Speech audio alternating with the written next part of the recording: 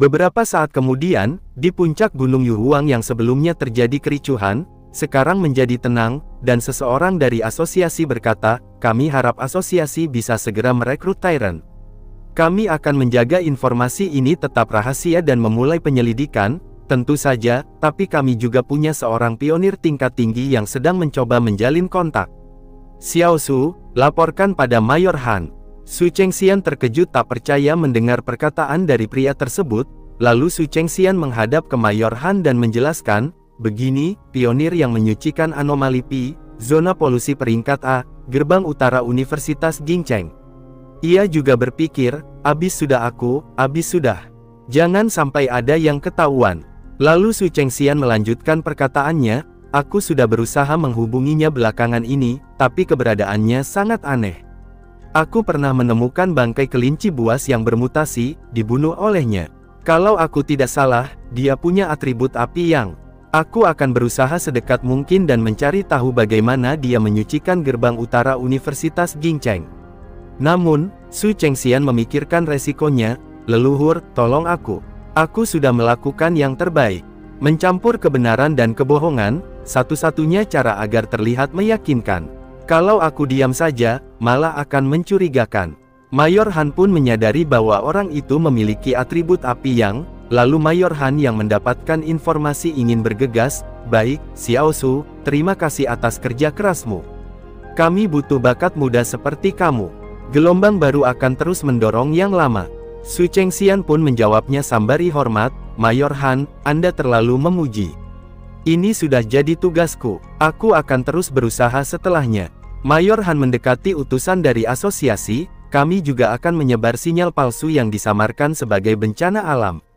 Sampai sini dulu saja. Omong-omong, secara pribadi aku kurang setuju menyebarkan informasi tentang energi spiritual di internet. Bisa dimanfaatkan pihak jahat dan utusan asosiasi cuma bisa mengalihkan pandangannya, sedangkan Su Chengxian ia cuma bisa tersenyum karena tugasnya selesai. Xin berpindah ke rumah Fang Yi yang sedang mencuci baju dengan teknik pernapasan matahari emas, lalu Fang Yi tersenyum melihat hasilnya yang bersih. Fang Yi sembari memakai jaketnya dan ia pun bergumam, setelah disuntikkan atribut petir, masih terasa perbedaan yang sangat jelas. Tangan kananku sepertinya mengalami transformasi fisik karena atribut petir, sekarang jadi bagian tubuh terkuatku, dengan buff besar. Rasanya aku berada di ambang peningkatan kekuatan lagi. Tapi yang paling mengejutkanku, atribut petir yang sekuat itu, setelah dimasukkan ke tubuh, malah jadi seperti kucing jinak dan bisa ku kendalikan dengan mudah. Waktu aku membuka atribut api dan pertama kali memakai teknik pernapasan matahari emas, rasa sakitnya nggak bisa dilupakan. Apa mungkin energinya jadi lemah setelah ku serap?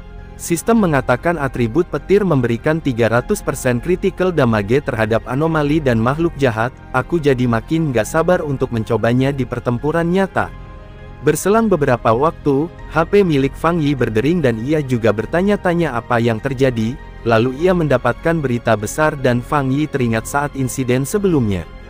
Setelah insiden terakhir, aku atur notifikasi berita dan forum jadi peringatan khusus di masa penuh gejolak seperti ini, negara Xia akan segera mengeluarkan peringatan bahaya demi melindungi warga sipil.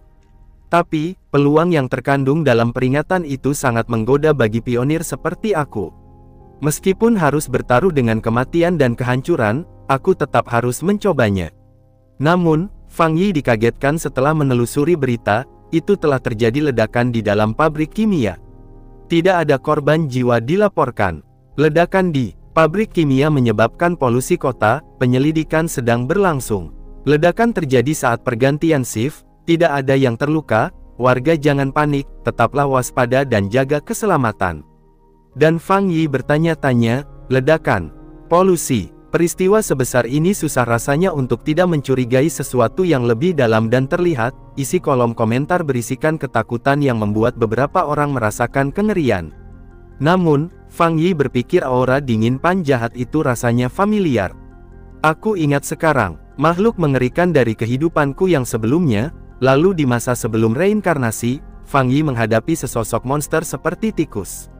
Lalu, Fang Yi menyadari sesuatu, makhluk-makhluk itu suka muncul saat malam gelap, bayangan, dan penuh. Awalnya, Mereka bisa berupa tanaman atau hewan biasa, tapi setelah bermutasi, mereka punya kesadaran sendiri. Kekuatan mereka jadi liar, kemampuan mendeteksi, berburu, dan gerakan kilat mereka jadi sangat mengerikan. Ini 100 kali lebih berbahaya dari kelinci buas yang bermutasi. Aku harus keluar malam ini, menghentikan mereka sebelum makin berkembang. Setelah memikirkan semua yang terjadi, Fang Yi bersemangat, sudah waktunya menguji critical hit 300% milikku di pertarungan nyata. Pada saat yang sama, di sebuah kota yang terdampak hujan dan juga jalan-jalan di kota tersebut, tidaklah banyak orang yang melintasi. Pada saat yang sama, pasukan elit sedang mendapatkan instruksi markas, tim penghancur sedang melacak anomali file No. 7, Candle Knight, target sementara hilang. Ketua dari kelompok pun menjawab, kemampuan yang diketahui, menyatu dengan kegelapan dan menyembunyikan wujudnya, memancarkan suara mendesis halus saat mendekat, suka memakan manusia.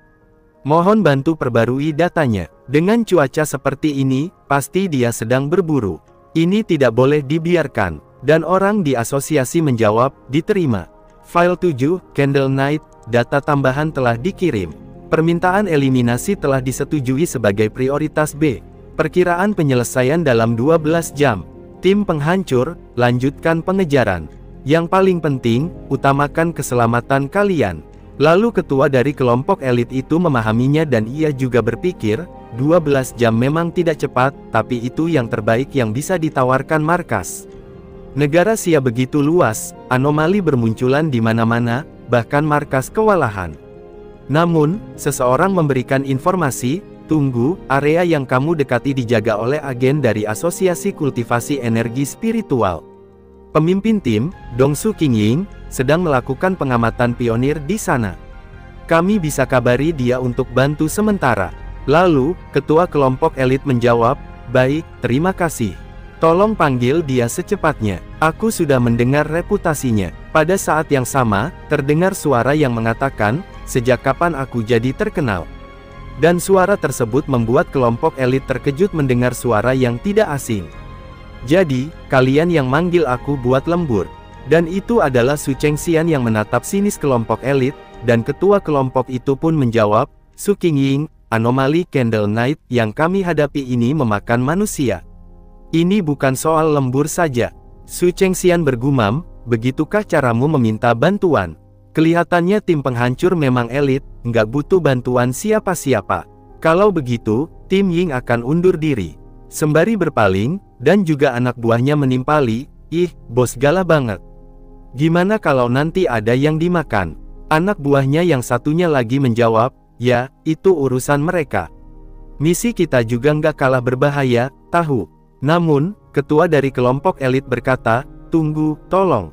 Maaf, tadi nada bicaraku terlalu kasar. Kami tetap harap kamu bisa bantu melacaknya. Kamu tahu sendiri betapa berbahayanya Candle Knight. Tanpa kemampuan pelacakan dan penentuan lokasi milikmu, kalau kami dimakan ya sudah. Tapi warga di kota ini, mereka semua bisa mati.